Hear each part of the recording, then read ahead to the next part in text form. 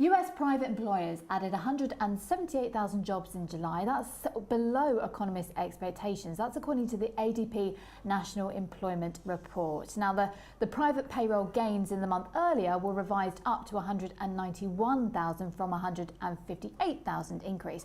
Now, all of this comes before the all-important non-farm payrolls report that we get on Friday. Richard Hunter is here with me now, Head of Research at Wilson King Investment, to talk about this. Numbers, what do they actually mean?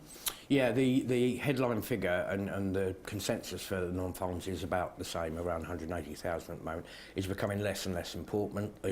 Obviously, unemployment's going down. It's more around hours actually worked and productivity and whether people are in the right jobs or in the market, because as we saw after the financial crisis, when people realise there aren't any jobs around and stop looking, they drop out of the figures. So the unemployment rate at that point is actually a lot worse than it even seems.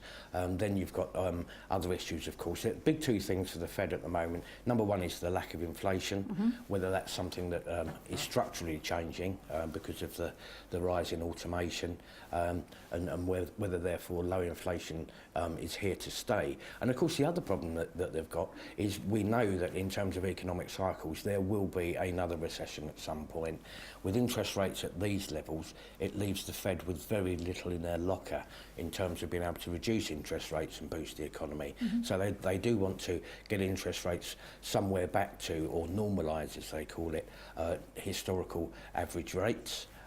So that if nothing else, it gives them something in their locker should the economy suffer something of a downturn. And we also watch out for those wages too, very important.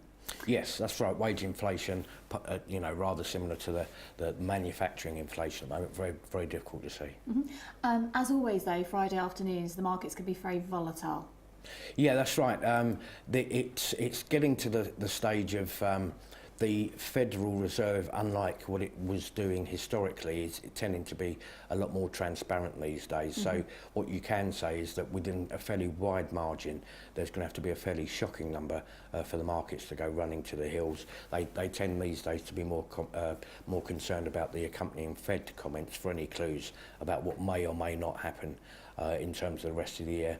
3 or 4 rate hikes is clearly now out of the question, even a question mark over whether we're going to see one at all.